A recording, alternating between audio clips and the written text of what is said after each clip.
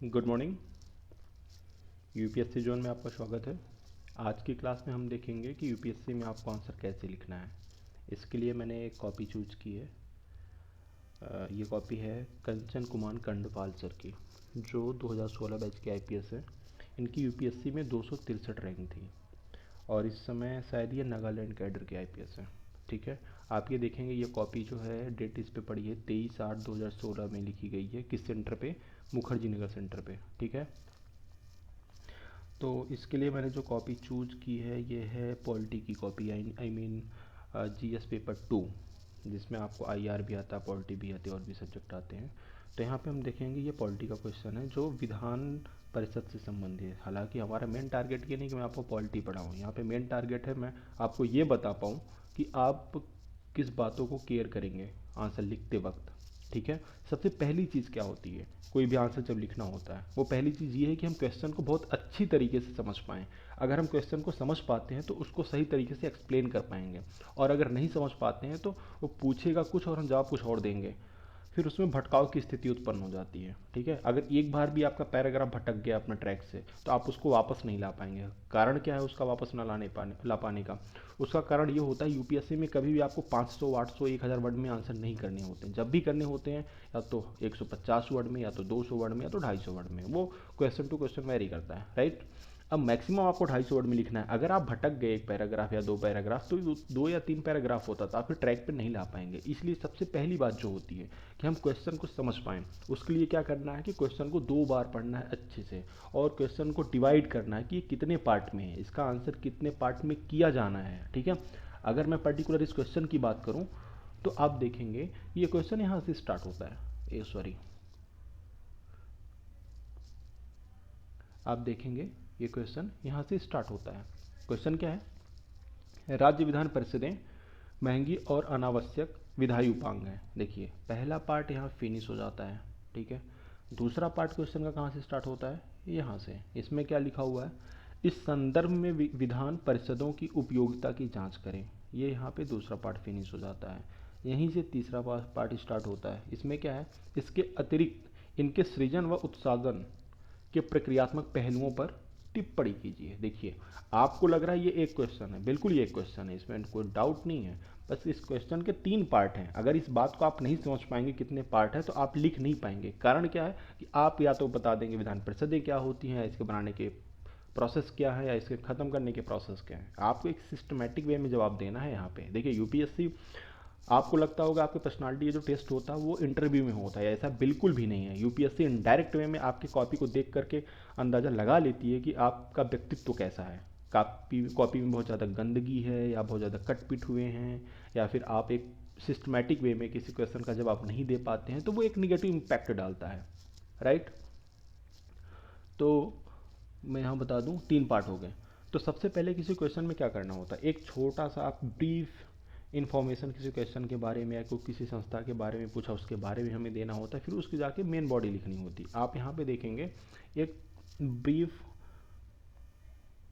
Definition दिया गया है कि भाई ये क्या है, विधान परिषद क्या है। तो यहाँ पे देखिए क्या लिखा हुआ है, भारतीय राज्य व्यवस्था में राज्य स्तर पर उच्च स्तर विधानमंडल के रूप में विधान परिषद के गठन का प्रावधान है। ठीक है, आप इसको अपनी भाषा में भी लिख सकते हैं, इन्होंने अपनी तरीके से लिखा। आप ऐसा भी लिख सकते हैं कि विधान परिषद विधानमंडल के एक महत्वपूर्ण अंग है। ये उसी तरीके से काम करता है जैसे केंद्र में राज्यसभा काम करती है। बावजूद इसके विधान परिषद कुछ मामलों में राज्यसभा से अलग है। आपको बताना होगा कि कैसे अलग है। ठीक है, अब देखो सबसे महत्वपूर्ण बात क्या है?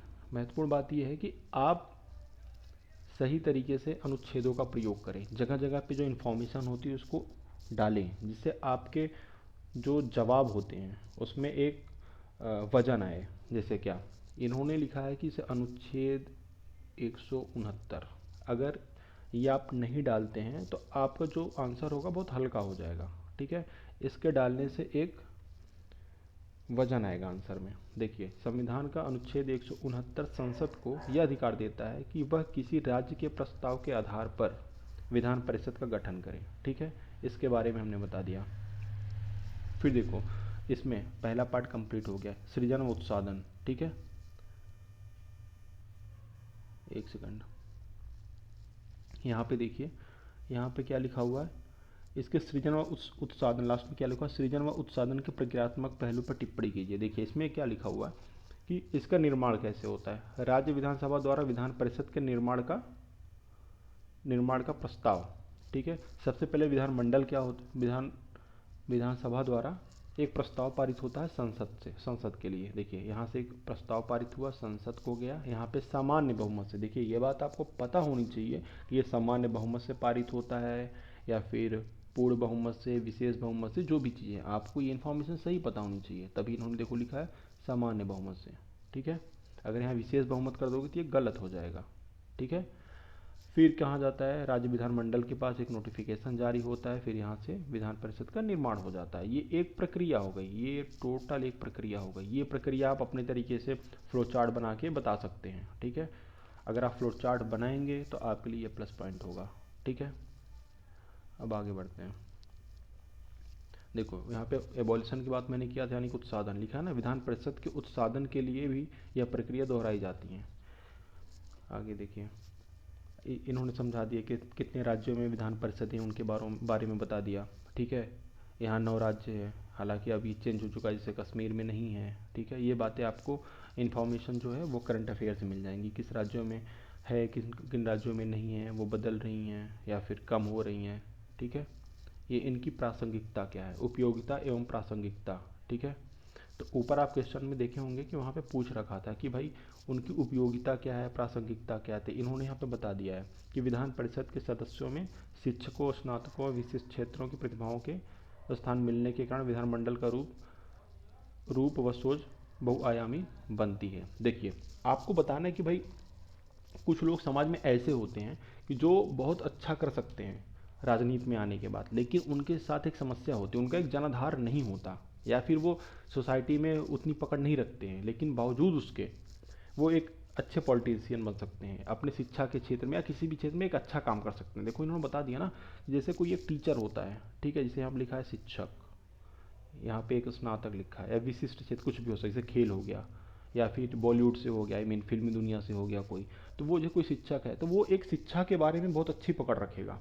अगर वो शिक्षक आएगा विधान परिषद में तो वो शिक्षा के लिए अच्छा काम करेगा, हालांकि इस बात की गारंटी नहीं एक शिक्षक एक अच्छा काम करेगा, लेकिन माना जाता है कि अगर उस फील्ड से है वो एक्सपर्ट होगा उस फील्ड में। ठीक है, तो वो चुनाव अगर लड़ेगा, विधानसभा का चुनाव लड़ेगा, तो हो सकता है वो हार जाए, लेकिन जब विधान परिषद में आएगा तो उसको चुनाव लड़ने की जरूरत है नहीं, क्योंकि इनडायरेक्ट इलेक्ट होकर वो आता है, तो वो इस माध्यम से विधायक बन सकता है, यानी कि विधान परिषद के माध्यम से विधायक बन सकता है। ठीक है, वैसे एक जो ग्रेजुएट होता है वो भी बन सकता है, विशिष्ट क्षेत्र के लोग, जैसे क्रिकेटर हो गए या फिर किसी भी खेल से या फिर फिल्मी दुनिया से लोग हो गए। तो इन बातों को आपको एक्सप्लेन कर देना है। ओके, देखिए यहाँ पे क्या लिखा हुआ दूसरा टॉपिक, इसमें इसको जस्टिफाई करने के लिए कि भाई इनकी ज़रूरत क्यों है विधान परिषद को, यहाँ पे बताया है, यह तीव्र जनभावनाओं से उपजे मत की निरंकुशता पर रोक लगाता है। इसमें क्या है कि कई बार ऐसा होता है कि जो विधानसभा के लोग होते हैं जनमत के दबाव में कुछ फैसले ऐसे ले लेते हैं जो समाज के लिए हानिकारक होता है। कई बार समाज कुछ गलत चीज़ों पर को करने के लिए दबाव डालता है। ठीक है, तो इसका मतलब ये नहीं हुआ कि जनता चाह रही है वो गलत है तब भी हम उसको हाँ कर दें, एक्सेप्ट कर लें। तो हालांकि विधायक तो करेगा जो विधानसभा से आएगा, क्योंकि उसको चुनाव जीतना, जनता के बीच में जाना है, तो हो सकता है वो गलत काम कर दे। इसलिए चेक एंड बैलेंस, यहाँ देखिए ये वर्ड लिखा है चेक एंड बैलेंस। ठीक है, तो यानी कि जो निरंकुशता होती है उसको कम कर सकता है। कैसे, क्योंकि जब अगर विधानसभा से पास हो गया कोई चीज़, वो विधान परिषद में जाएगा और गलत होगा तो विधान परिषद उसे पास नहीं होने देगी। हालांकि विधान परिषद किसी भी विधेयक को अधिकतम 4 महीने रोक सकती है, आपको पता होना चाहिए। ठीक है, पहली बार 3 महीने और दूसरी बार 1 महीने, टोटल करेंगे इसको, ठीक है, तो 4 महीने होगा। ठीक है, अगर दोबारा पास करके विधानसभा किसी विधेयक को भेजती है तो उसको पास माना जाएगा या कंपलसरी तौर पे वो पास हो जाएगा, उसमें विधान परिषद कुछ नहीं कर सकती। हालांकि वो डिले कर सकती है, इससे क्या होगा, विधानसभा के ऊपर एक प्रेशर बनेगा कि फिर से उस पर बहस की जाए, फिर से उसको एसेस किया जाए। ठीक है, तो देखिए इन्होंने फिर आगे वही बता दिया, आप इसको पढ़ सकते हैं अपने हिसाब से वीडियो को पॉज करके। ओके, इसको आप पढ़ लेंगे, ये क्वेश्चन यहाँ ख़त्म हो गया। ऐसे ही क्वेश्चन 2 है, इनके बारे में बताया गया है। देखिए मैं इसको एक्सप्लेन करके बता सकता हूँ, लेकिन वीडियो बहुत लंबी हो जाएगी, इसलिए आप इसको पॉज करके देख सकते हैं। ठीक है, इसके इसके आंसर को एक्सप्लेन करके पढ़ सकते हैं अपने हिसाब से पॉज करके। ठीक है, देखिए इन्होंने इसमें भी वही तरीका अपनाया है। पहले डेफिनेशन लिखा है छोटी सी, इसके बारे में बताया है। ठीक है, कि भाई क्वेश्चन में क्या पूछा गया है, ठीक है, उसके बारे में बताया गया है। देखिए यहाँ से यहाँ तक इन्होंने बता दिया है कि भाई क्या है, किसके बारे में पूछ रहा है। ओके, फिर देखिए विभिन्न मतों का विश्लेषण, भाई इसमें क्या आर्गूमेंट है उसका विश्लेषण कर दिया गया है यहाँ पे। ठीक है, ये एक जनरल पैटर्न है किसी क्वेश्चन को लिखने का। भाई पॉइंट वाइज लिखना है, पैराग्राफ में लिखना है, इसका कोई जवाब नहीं है। कुछ टॉपर्स ऐसे होते हैं जो पैराग्राफ में लिखते हैं, कुछ टॉपर्स ऐसे होते हैं कि पॉइंट वाइज लिखते हैं।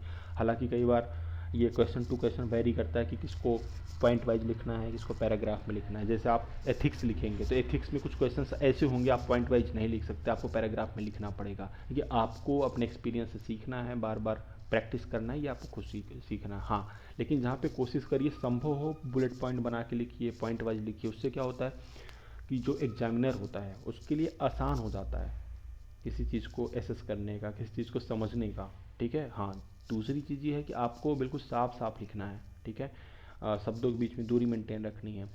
हाँ, कुछ लोग चिंतित होंगे इस बात को लेकर कि राइटिंग का क्या मैटर है। देखिए राइटिंग अच्छी है, बहुत अच्छी है, बहुत अच्छी बात है, होनी चाहिए। अगर किसी की बिल्कुल नॉर्मल राइटिंग है उसमें भी कोई चिंता की बात नहीं, यूपीएससी राइटिंग पे नंबर नहीं देता।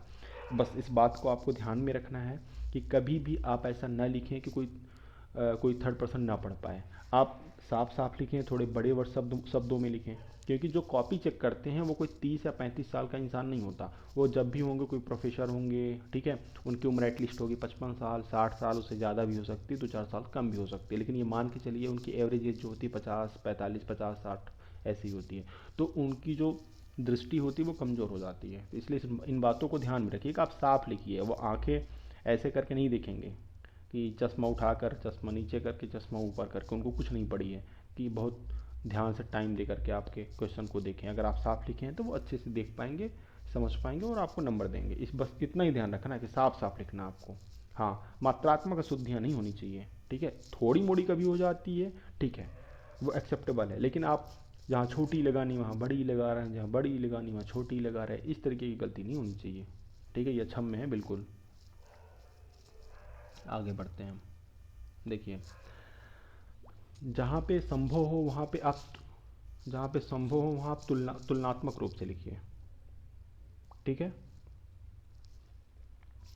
तुलनात्मक रूप से क्यों? तुलनात्मक रूप से लिखने से फ़ायदा है, क्या फ़ायदा है कि आराम से वो कंपेयर करके आपके प्रश्न जो है उसको समझ पाएंगे वो। ठीक है, कैसे? देखिए यहाँ पे क्या पूछा हुआ है, जहाँ ब्रिटिश संसद एक संप्रभु विधायिका है वहीं भारत और अमेरिका की संसद एक गैर संप्रभु विधायिका है, स्पष्ट करें। इसके अतिरिक्त हाउस ऑफ कॉमन्स और भारतीय लोकसभा के गठन की प्रक्रिया और शक्तियों की तुलना करें। ठीक है, देखिए यहाँ पे इन्होंने, जैसे आपने हाई स्कूल में भी लिखा होगा, इंटर में भी लिखा होगा, या आगे भी जो पढ़ाई किया होगा वहाँ पे भी ऐसे तुलनात्मक रूप से आपने किसी चीज़ को कंपेयर किया होगा ऐसे डिवाइड करके, तो यहाँ भी आप कर सकते हैं। इससे प्लस पॉइंट आपके लिए, आसानी से इंसान समझ पाएगा कि दोनों में डिफरेंस क्या है। ठीक है, आप यहाँ से पढ़ लीजिए इसको पॉज करके वीडियो, क्योंकि मैं पॉलिटी नहीं अभी पढ़ा रहा हूँ, तो आपको यहाँ एक्सप्लेन करना कि यह भाई ये हाउस ऑफ कॉमन्स क्या है, ये गैर संप्रभु का मतलब क्या है, इसलिए मैं नहीं बता रहा हूँ। अगर आप चाहते हैं मैं आगे वीडियो बनाऊँ पॉलिटी को लेकर के, या कोई टॉपिक चाहते हो आप कमेंट बॉक्स में छोड़ सकते हैं, तो मैं उस पर अच्छे से वीडियो बना दूंगा अगर कोई प्रॉब्लम है। और अगर आप लोग चाहते हैं मैं और भी कॉपी ऐसे डालूँ तो आप कमेंट करके बस आप बता सकते हैं कि सब्जेक्ट की डालूँ या फिर और डालने की ज़रूरत है या नहीं है, या फिर किसी सब्जेक्ट को, जैसे इकोनॉमिक्स हो गया थोड़ा सा टेक्निकल सब्जेक्ट है, अगर आप चाहते हैं मैं उस पर वीडियो बनाऊँ, पॉलिटी पे वीडियो बनाऊँ, आईआर पे बनाऊँ, तो आप कमेंट करके मुझे बता सकते हैं। ओके, यहाँ पे आप इसको वीडियो पॉज करके इसको पढ़ सकते हैं। मैं आगे कुछ चीज़ों को भी बताने वाला हूँ आपको। चलते हैं आगे।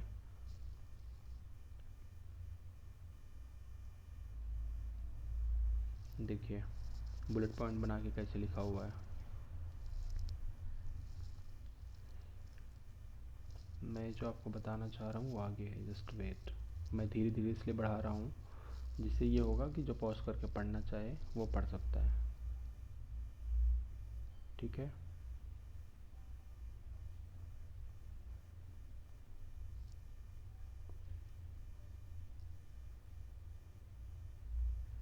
देखिए मैं यही बताना चाह रहा था आपको। होता ये है कि वहाँ पे क्वेश्चन लगभग 20 होते हैं, लगभग क्या 20 क्वेश्चन होते हैं, हर पेपर में 20 क्वेश्चन होते हैं, ठीक है। तो आपके पास बहुत अच्छी स्पीड है, ठीक है, तो आप 17-18 क्वेश्चन लिख पाएंगे। नहीं जनरल वे में कोई भी, मैं रियलिटी बताऊं, मैं भी जब टेस्टरी सेंटर पे विजन पे जाता हूं लिखने के लिए, तो मैं बहुत तेज़ लिखने के बाद 15 या 16 क्वेश्चन कर पाता हूँ, 4 क्वेश्चन मेरे से भी छूटते हैं। या तो फिर आप छोड़ के आइए, तो अगर छोड़ के आएंगे सिलेक्शन बिल्कुल नहीं होगा आपका, हो सकता हो जाए, लेकिन अभी तक जितने लोग मिले उन्होंने 19, 20 या 18 क्वेश्चन करके सिलेक्शन पाया है। ये मान के चलिए 19-20 क्वेश्चन आपको करने हैं। जो टॉपर्स होते हैं वो 20 के 20 क्वेश्चन लगभग लगभग करके आते हैं, ठीक है। तब करना क्या है, 16-17 क्वेश्चन तो सारे ठीक ठाक लिख दो, लेकिन लास्ट में जब टाइम नहीं बचता तो आपको क्वेश्चन छोड़ना नहीं है। जहाँ आप 7 मिनट में एक क्वेश्चन कर रहे थे, अब आपको 3-3, 4-4 मिनट में एक क्वेश्चन करना। उसका तरीका क्या है आपको, जिससे आपको क्वेश्चन छूटे ना, उसका तरीका ये है, आप देखेंगे कि बहुत ध्यान से देखिए। ये क्वेश्चन है, आप क्वेश्चन पढ़ लीजिए, क्वेश्चन क्या है, ओके। फिर आप देखेंगे कि सर के पास बिल्कुल टाइम नहीं था कि वो उसका एक पैराग्राफ बना के एक सिस्टमेटिक वे में जवाब दे पाएँ। तो इन्होंने फटाफट बता दिया कि भाई मानवाधिकार में क्या दिक्कत है। इसमें देखेंगे कि इन्होंने बता दिया कि नियुक्तियों में नियुक्ति, इनको हटाना आदि केंद्र की इच्छा पर निर्भर करती हैं। बुलेट बना के इन्होंने अच्छे से समझा दिया फटाफट। देखेंगे कि वो जो पहले इसके पीछे वाले क्वेश्चन में इन्होंने पैटर्न को अपनाया है, उसको यहाँ पे नहीं अपनाया, सीधा बुलेट बनाया, सीधा फटाफट लिख दिया छोटा सा। देखो कितना छोटा आंसर ये है, यहाँ देखिए आप देख सकते हैं कितना छोटा आंसर है। ये क्यों, क्योंकि अगर ये छोड़ेंगे तो इनको एक नंबर भी नहीं मिलेगा, हो सकता है एक नंबर मिल जाए। और आपको पता है कि एक एक नंबर की वैल्यू हो सकता है IAS IPS की बजाय आपको IRS और नीचे की पोस्ट मिल जाए एक नंबर के डिफरेंस की वजह से, इसलिए यहाँ पे एक नंबर इन्होंने गेन कर लिया। फिर देखेंगे उनके पास टाइम था तो उन्होंने इसको अच्छे से लिखा है।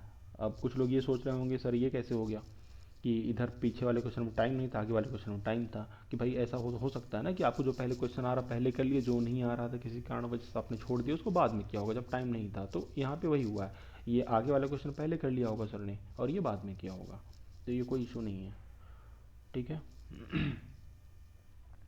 तो यहाँ पे ये देख सकते हैं आप, वन रैंक वन पेंशन, ये करंट अफेयर के 2016 में चल रहा था, आपने देखा होगा। देखिए स्टार्टिंग में जो एक्सप्लेन करके बताना था मैंने आपको बता दिया है, ठीक है। ये क्वेश्चन आप पढ़ सकते हैं, इन्होंने इसका जवाब नहीं दिया है, ठीक है। देखिए अगला क्वेश्चन क्या है, आप यहाँ से पढ़ सकते हैं, फिर उसका जवाब आप यहाँ देख सकते हैं कि कैसे इन्होंने पहले एक्सप्लेन करके बताया है, फिर उसके बाद यहाँ पे बुलेट पॉइंट बना के बताया है। तो इन बातों को आप ध्यान से देख सकते हैं इनकी कॉपी में, ठीक है। इसको पॉज करके वीडियो देख लीजिए, ओके। हाँ एक चीज़ मैं आपको बताना चाह रहा हूँ, वो ये है कि देखिए ये क्वेश्चन जो है, एक मिनट सॉरी, ये क्वेश्चन जो है ये बहुत ही इम्पोर्टेंट क्वेश्चन है पॉलिटी का। ये मेंस में भी इससे क्वेश्चन आते हैं और प्री में भी क्वेश्चन आते हैं। ये देखिए ना यहाँ पे लिखा हुआ वैकल्पिक विवाद समाधान निवारण तंत्र, ठीक है।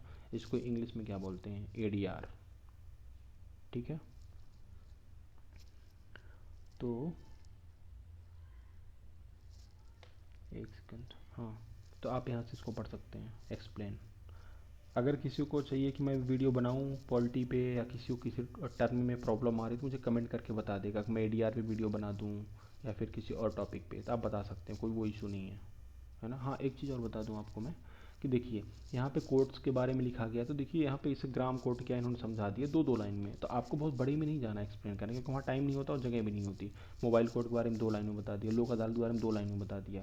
तो आप जो जानते हैं बस उस वहाँ पे इंट्रो दे दिए थोड़ा थोड़ा। आप चाहे वहाँ पूरी हिस्ट्री लिख दें, ना तो टाइम है ना तो स्पेस है, ठीक है। तो आप ये पढ़ लीजिए इस क्वेश्चन के बारे में, ठीक है। इसके एक्सप्लेन को देख लीजिए इन्होंने कैसे लिखा है, ठीक, ओके। आप इसको पढ़ लीजिए। यहाँ पे देखिए फ्लो चार्ट बना के इन्होंने कैसे बताया है कि फ्लो चार्ट बना के एक्सप्लेन कर देंगे तो बहुत कम समय में आपका क्वेश्चन हो जाएगा। फिर उन्होंने टू दी पॉइंट लिख दिया है, ठीक है, डायरेक्ट, और यहाँ पे क्वेश्चन ये फिनिश हो जाता है। ये पूरा पेज ब्लैंक, क्यों ऐसा इन्होंने किया, टाइम नहीं था इनके पास, ये आपको देख के समझ में आ रहा है। ये भी पॉलिटी का क्वेश्चन है, एक्चुअली ये पॉलिटी का पेपर ही है, इसलिए पॉलिटी के सारे क्वेश्चन हैं, ठीक है। तो ये था इनका पेपर। हालांकि इसमें और भी क्वेश्चन है पीछे, मैं आपको दिखा देता हूँ, ये देख सकते हैं आप। मेरा टारगेट था मैं आपको एक क्वेश्चन अच्छे से समझा दूँ, और अगर कॉपी चाहिए आप कमेंट कर दीजिए, मैं आपको कॉपी दे दूँगा।